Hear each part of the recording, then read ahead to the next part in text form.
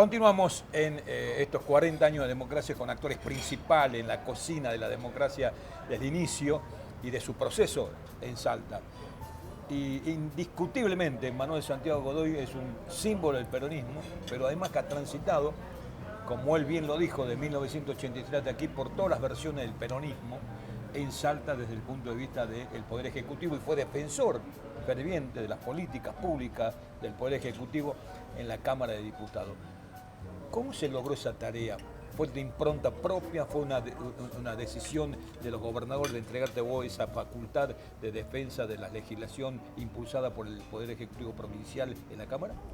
No, bueno, a mí me parece que yo empecé en la legislatura de la provincia siendo gobernador Juan Carlos Romero. Trabajé 1 o 2 años antes como secretario en el Ministerio de la Producción, cuando el Ministerio de la Producción era la vedette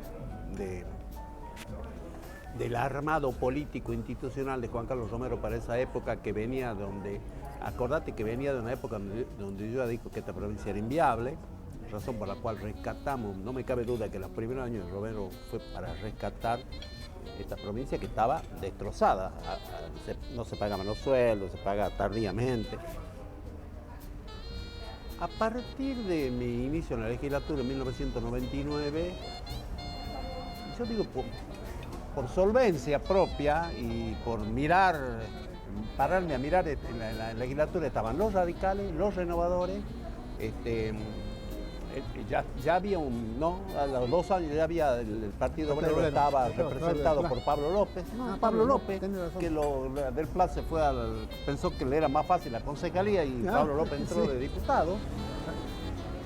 Y a partir de allí empecé a plantearme una discusión política interesante y advertí la posibilidad de que, siendo un representante de la capital, de conducir y dirigir el bloque justicialista. Conseguí la unificación de toda la Cámara de Diputados y después de un par de años, era Pedrosa el presidente, lo apoyé a Pedrosa. Y después de un par de años me eligieron presidente de la Cámara, en el cual estuve casi como 16 años. Que fue una época realmente donde la Cámara explotó políticamente, yo siempre digo, era el aeropuerto de intermedio de todos los conflictos populares que había en Salta. Iban primero a la Cámara de Diputados, después iban para el Gran Burgo, después iban a otro lado, pero siempre había una voz y una mirada que le prestaba atención a todos los conflictos. Éramos como un amortiguador del Poder Ejecutivo y me parece que el Poder Ejecutivo institucionalizó muchas leyes interesantes en esa época y la Cámara de Diputados tuvo un rol importante en cuanto a la legislación, pero mirando con el tiempo, creo que la clave está en la actuación del Poder Ejecutivo. O sea, el gobernador es el que decide los presupuestos, decide a quién le da plata, cuál es lo que se va a llevar adelante, qué es. Los legisladores debe haber más de 100 leyes de mi autoría vigente en esta provincia, después de tantos años seguramente, pero quiero contarte que me parece que hay leyes que yo me las recuerdo ahora y que no están vigentes, pero no tienen ninguna aplicación porque el Poder Ejecutivo no le pone presupuesto. Entonces, Salta tiene la legislación al estilo Suiza de la defensa del derecho de las mujeres, de defensa contra la violencia, todo eso. Sin embargo, al no ponerle presupuesto, me parece que hay un montón de letras que es letra muerta, fertilización asistida, el tema de la economía agrícola, de los pequeños productores, los poseedores, tampoco le han puesto plata, el tema de aporte hacia la cultura que tiene que ver con la producción cultural, los audiovisuales, tampoco le pusieron plata. O sea, hay una deuda, me parece, del Ejecutivo en la buena identificación de los presupuestos para determinados sectores. Hay una buena participación que me parece que ahora se vino abajo porque hay como una idea de que la Cámara de Diputados tiene que desaparecer un poco. Entonces como que no se la siente. He visto que el Senado ha tenido una recuperación importante con el gringo Marocco en cuanto a su actuación política, pero yo creo que forma parte de una estrategia de cada gobierno a quien vas a privilegiar en la discusión. Tanto Romero, en la última etapa, como Urtubey, privilegiaron la discusión política en la Cámara de Diputados y constituyeron, y en eso yo sí debo reconocer que fui parte importante, en el actor principal de la discusión política, no de la toma de decisiones, pero por lo menos de la discusión política de la provincia de Salta, la Cámara de Diputados. Bueno, con contradicciones, con errores, con aciertos, pero para mí eso fue, y fue una cosa que se impuso por la gran diversificación y que los partidos políticos tenían identificación. No existía este manchancho. Este manchancho empezó fines de la etapa de Romero y después Urtubey lo recrudeció esto. Vos sos, no sos, venía acá, tenía un partido. No existían los frentes, existían. El PJ era frentista, pero eran uno o dos partidos que estaban, no era una cosa como está ahora, y me parece que eso perjudicó la convivencia política, la preparación y la capacitación. De repente empezaron a aparecer dirigentes que pensaban que la Cámara de Diputados era una extensión del Poder Ejecutivo, entonces se preocupaban en la discusión política, en la oferta electoral, decían yo voy a apartar calles, yo voy a hacer esto, y cuando en realidad no es la tarea de la Cámara de Diputados. O sea que eso es en términos. Hoy me parece que es otra cosa. Bueno, será una adaptación a los nuevos tiempos. Yo creo que la Cámara, que hay que retornar a esa Cámara importante, de discusión política importante, como venía siendo, y de participación activa. Me parece que incluso la concreción de dirigentes políticos importantes surgían siempre a partir de la Cámara. Ahora no veo esa razón, así que así de simple.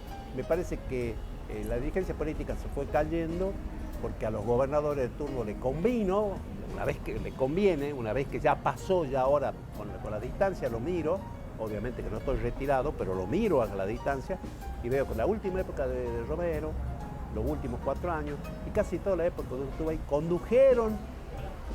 llevaron a la política a este estado que le terminó conveniendo, y hoy Gustavo Sáenz lo repite con mayor énfasis. O sea, vos te das cuenta que Gustavo pone esta cosa que parece una ley de lema nuevamente. O sea, que me parece que los que llegan, bueno, aparecieron los outsiders de la política por participar en programas televisivos, por hacerse conocidos por bailar, qué sé yo, los medios de comunicación. No es que no tengan oportunidad, me parece que la tienen, pero a mí me interesa que hoy, que la política la gente esté enojada con la política, recuperemos nuestra credibilidad a partir de una discusión desde la política, sí, no señor. Desde otro medio diciendo, yo no tengo nada que ver con la política, pero aquí estoy. No, yo creo de la política, yo creo que se debe discutir, y desde ahí plantearle una nueva esperanza que la gente nos crea. Hoy absolutamente no nos crea. Carlos, ¿por qué el radicalismo fue cediendo espacio, cediendo lugares?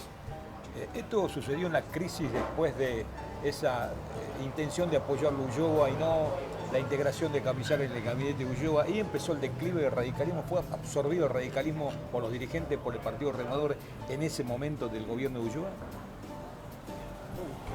Ya lo dije, yo creo que el cáncer del radicalismo, no solamente acá en Salta, sino en todo el país, fue las luchas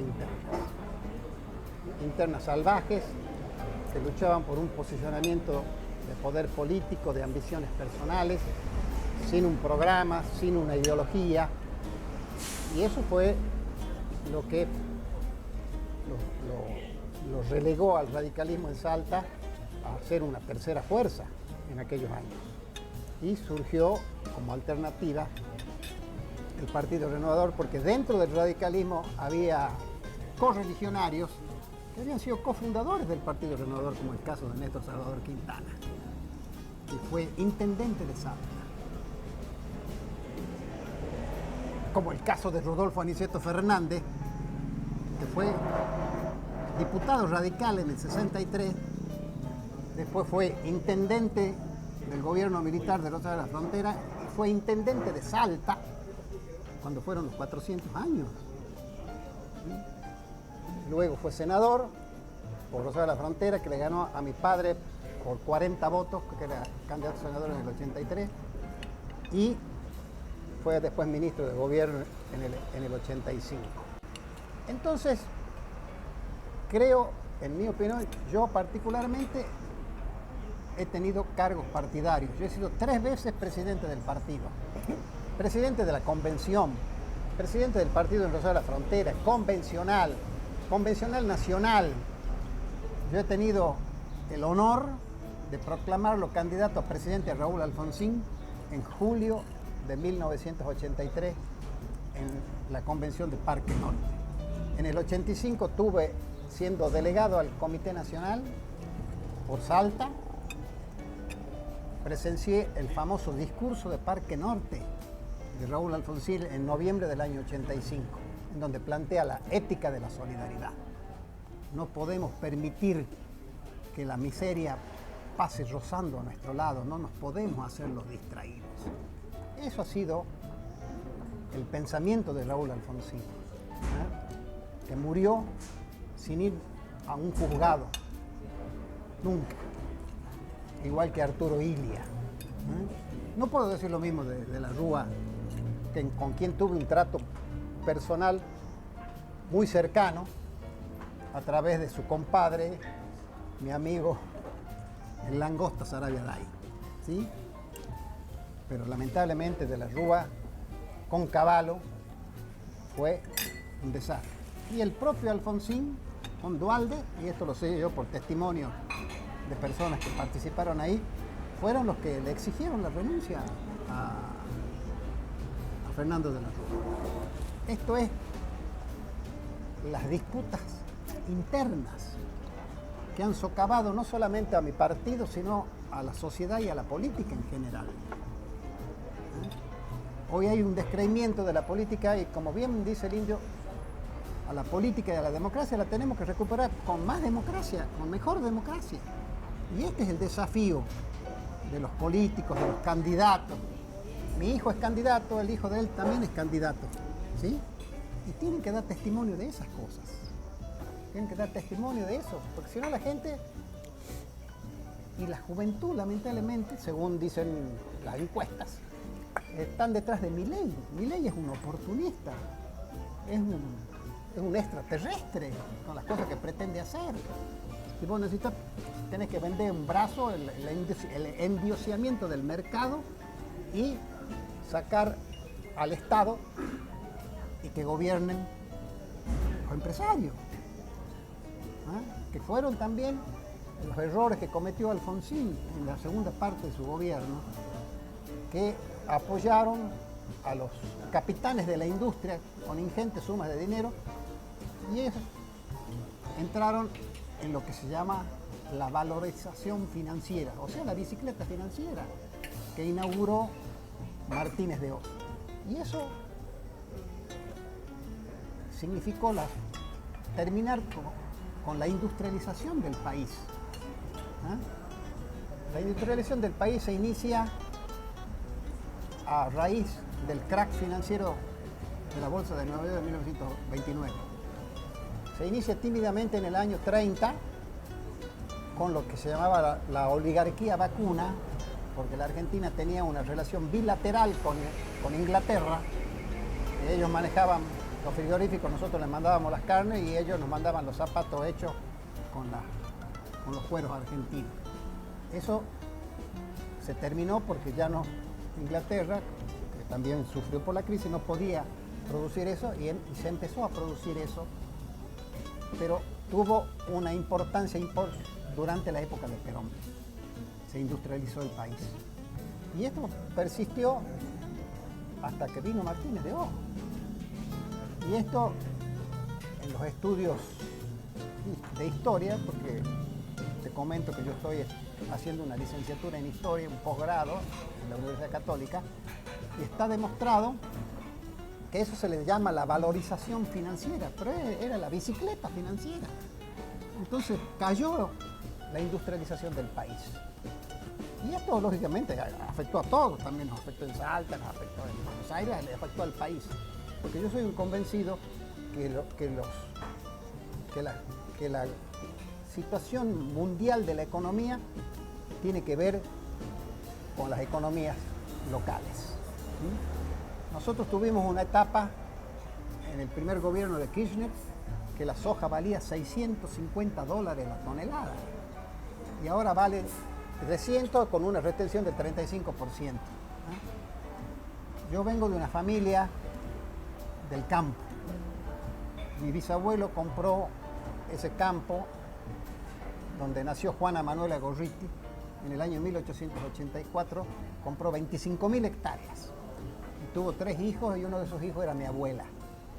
Cuando yo era chico, en el campo había 10.000 vacas y eran 10.000 hectáreas. Bueno, eso después por el tema de las herencias y de las sucesiones se fue fragmentando. Pero vuelvo a reiterar, cuando había prosperidad en el mundo, había prosperidad en el país. Cuando termina la Segunda Guerra Mundial y Argentina se convierte en el granero del mundo, Perón, que le declara la guerra al eje el 30 de abril de 1945, porque Perón, seamos realistas, él tenía una formación y era admirador de Mussolini. Perón, más que un líder, fue un militar, él era general.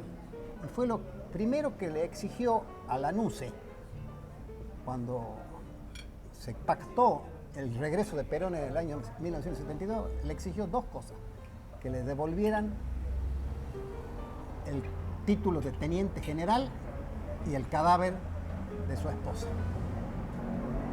Bueno, es una mirada media chiquita de Perón. O sea, una mirada bien radical de Perón. Digamos, claro que sí. Perón es... No, yo lo rescato a Perón, perdón. Jefe de un movimiento Sí. que Perdón, cambió la Argentina. Sí, adelante, sí. No, después, solo quería decir, hicieron en inteligencia artificial una encuesta, en esta inteligencia artificial que es una cosa entornada, sobre cuál fue el mejor presidente de la Argentina. ¿Saben qué dijo la gente? Juan Domingo Perón, el mejor presidente de la Argentina. Bueno, ¿no? yo tengo otra encuesta. Bueno, está bien. Claro, el mejor presidente fue Raúl Alfonsín. Pero, ¿Y sabes quién me da la razón? Milei. ¿Quién es el peor presidente que hubo? Alfonsín. Entonces, esa es la contracara. No, bueno, Milei no tiene capacidad para decidir quién es el mejor y el peor. Lo que yo rescato de Perón, Milei. porque no soy antiperonista.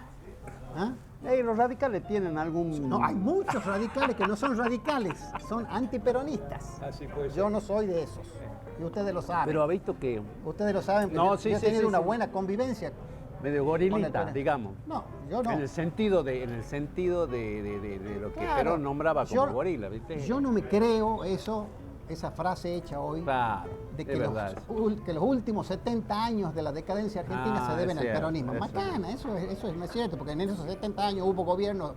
Sí, Gobiernos los dictatoriales, militares nos militares. fundieron este país. Claro. Nos refundieron. Claro. Isabel Perón yo dejó, rescato Y acá que dice que Perón- Isabel Perón aquí no reivindico para nada, ¿Y quién es? dejó una deuda total del país de 4.000 millones de dólares. ¿Quién? Cuando Isabel Perón, Ah, sí. que les repito, no la reivindico No, para ya lo nada. creo, ya lo creo. Pero dejó una deuda de 4.000 millones de dólares. Cuando se fue el gobierno militar, después de Martínez Llull, 200.000. no, era 46 mil, no, 46, casi.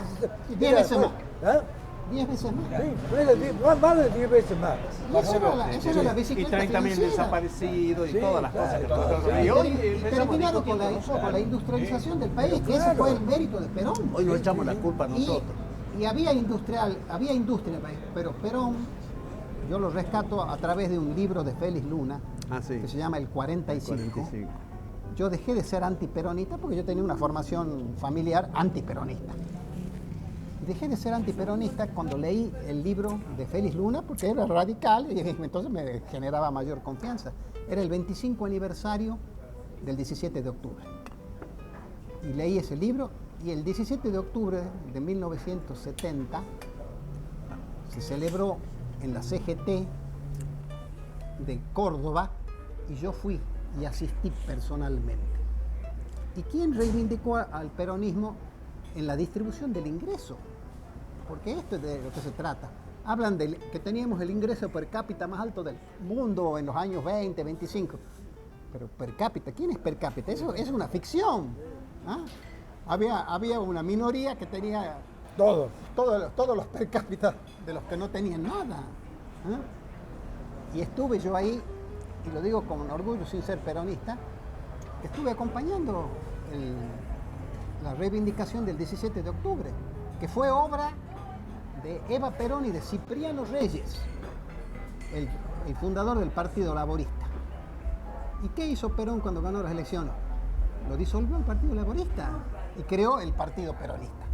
Así que tiene sus luces y sus sombras el peronismo. Marcelo, en el proceso Pero no es político- el causante de los males de este país. El causante de estos males es la propia sociedad. ¿Ah? Los empresarios argentinos, Anomia, decía Alfonsín. anomia. No hay reglas de juego. Marcelo, ¿se puede decir que a partir de estos 36 años que gobernó el peronismo de Salta, hubo una línea de conducción de progreso, hubo una línea de conducción de mejora de la calidad de vida de la sociedad, la Salta que vos viste en el 70 y esta Salta después de 40 años? Mira, yo primero que todo quiero destacar algo que tenemos que recuperarlo como ejemplo. Cuando Santiago fue presidente de la Cámara de Diputados, él lideró una política que es la que tenemos que recuperar en la Argentina, que es no la guerra, sino el diálogo. Y el Congreso, que en este caso es la Cámara de Diputados de la provincia, convertido en la mesa del diálogo, donde las distintas posiciones trataban de buscar puntos comunes que apoyar. Esto fue una cosa extraordinaria que hay que reivindicarlo, porque hoy vivimos en un estado de guerra permanente y esto no es bueno para la sociedad. La famosa hay que buscar. O si no, una anomia, o sea, son todos, Claro, todos levantan la mano ahora mismo. En pleno gobierno militar, en esa mesa multipartidaria, vino un par de veces Alfonsín, ¿no? Y Alfonsín me acuerdo que me dijo, no, mire, dice, el gran drama de la Argentina es la anomia. Y digo, ¿y doctor, qué es la anomia? Le digo, ¿no? No, la anomia dice la falta de reglas. Todo el mundo cree que las obligaciones son de los demás y no de uno. Dice, no, era una cosa increíble, Alfonsín. Yo lo revendí. Realmente a mí me tocó vivir esta experiencia, ¿no? Hacer lo que no quiero dejar de comentar. En el 2001, yo era senador nacional, y era presidente de la Cámara de Ramón Puerta y yo era el vicepresidente. Cuando se armó la crisis de 2001, Ramón Puerta se desapareció en acción y quedé a cargo de todo el lío yo, ¿no? Los de la Rúa y Dualde, Alfonsín, yo me acuerdo, estamos yendo, no me acuerdo si yo iba con Puerta o con Gioja, estamos yendo a una reunión con todos los gobernadores, donde el peronismo quería darle el apoyo a De la Rúa para que se sostenga el gobierno. Cuando estamos yendo en el auto, de golpe suena el teléfono, creo que era Puerta, que atiende el teléfono, que no era el celular, sino esos aparatos que iban en el auto, atiende el teléfono y dice, no, ¿cómo va a ser eso? Dice, ¿no? Entonces, después corta, me dice, Marcelo, dice, no voy a decir la mala palabra, pero este idiota quiere renunciar, ¿te das cuenta? Así que vos volvete y hacete cargo de este lío, yo me voy a la reunión de gobernadores. Así que me mandaron de vuelta al aeropuerto, no fui a esta reunión, y encontré esta de pelote que era el gobierno en este momento. Bueno, en medio de esta crisis, ¿no? Siempre destaco esto, ¿no? Esta historia. Pudimos salir de la crisis gracias a dos cosas, ¿no? La humildad de Dualde, cuando asume de darse cuenta que él solo no podía llevar esto adelante, y la grandeza del liderazgo de Alfonsín, que hoy no hay otro líder como él, que realmente juntó a toda la oposición a apoyar. Había radicales que lo criticaban a Alfonsín y decían, ¿cómo le va a hacer el juego al peronismo? No. Yo estuve en las reuniones de Dualde con Alfonsín, yo estuve en esas reuniones, ¿no? Donde Dualde le pidió la colaboración, donde Alfonsín dijo que él lo iba a acompañar, y lo acompañó a Alfonsín a la reunión con todos los sectores de la oposición, y cuando le quisieron criticar a Alfonsín dijo, déjense de jorobar, dice, ¿no? Acá es el país el que se nos está cayendo, acá lo que hay que hacer es apoyar para que salgamos adelante. Es la Argentina lo que nos está pidiendo ahí. Y fue gracias a eso pudimos iniciar un periodo que quien podrá decir lo que quiera, pero es un buen administrador, que tuvimos varios años de estabilidad, sin inflación, con una Argentina en crecimiento.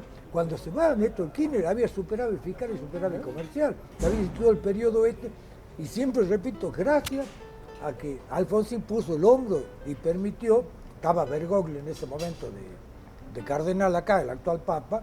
Y que la soja valía $600. Okay, bueno, también. Viento de cola, le decían. Sí, bueno, pero eso, eso fue lo que permitió el error de después subir el gasto público en la barbaridad. Claro. Estaba muy controlado hasta muy bien, Marcelo, todo el periodo. Muy bien. Sí.